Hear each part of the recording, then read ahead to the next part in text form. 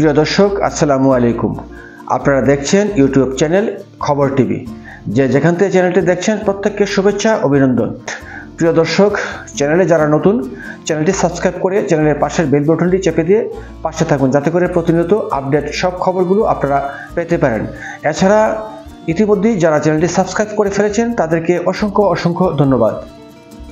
প্রিয় দর্শক, বেশ কিছুদিন ধরেই আসলে খুবই চিন্তিত ছিলাম বাংলাদেশের পরিস্থিতি নিয়ে, কি হতে যাচ্ছে বাংলাদেশে। শেষ পর্যন্ত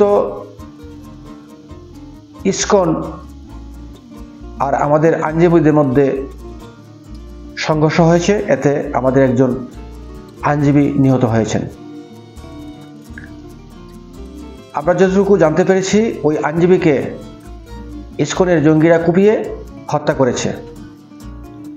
এই ঘটনার প্রতিবাদে সারা বাংলাদেশে বিক্ষোভে ফেটে পড়েছে মানুষ। কি হচ্ছে, কি হবে আগামী দিনে, এখন পর্যন্ত আসলে বোঝা যাচ্ছে না।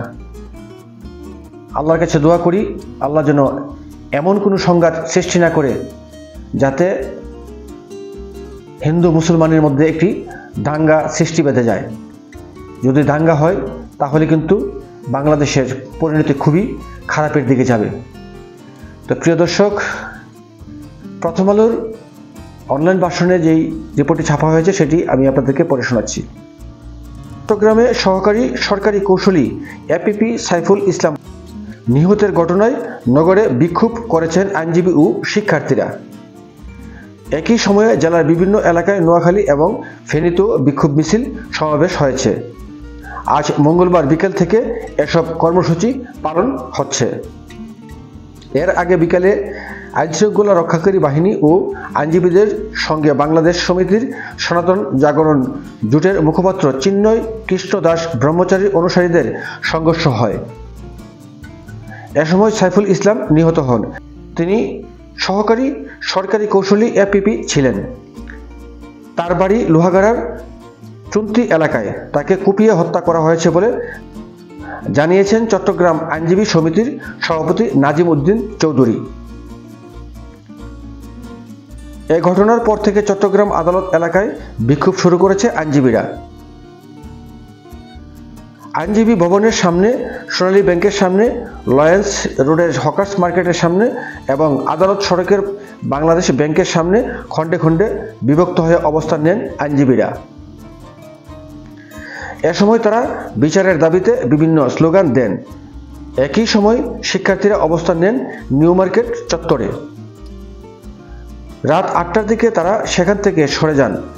সন্ধ্যা 7টার দিকে সরজমিনে দেখা যায় নিউ মার্কেট চত্বরে অবস্থান নিয়ে বিক্ষোভ করেছেন 2 শতাধিক শিক্ষার্থী ও জনতা। এই ঘটনায় আমাদের প্রধান উপদেষ্টা নিন্দা জানিয়েছেন।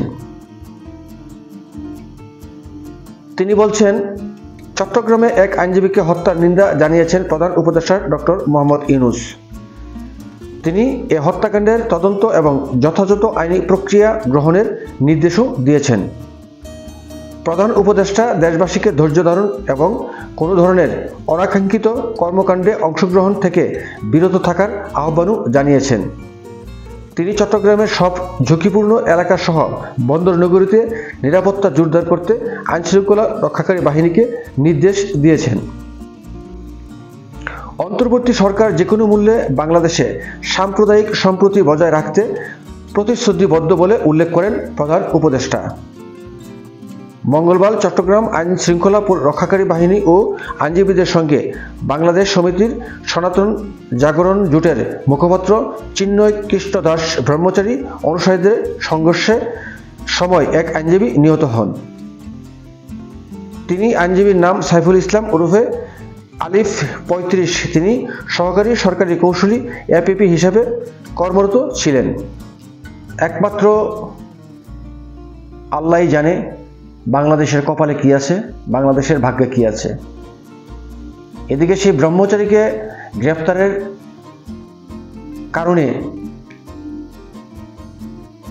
ভারতের বিজেপি পন্থী যারা, তারা অলরেডি বাংলাদেশের সীমান্ত এলাকায় অবস্থান নিচ্ছে এবং সেখানে তারা জড়ো হচ্ছে।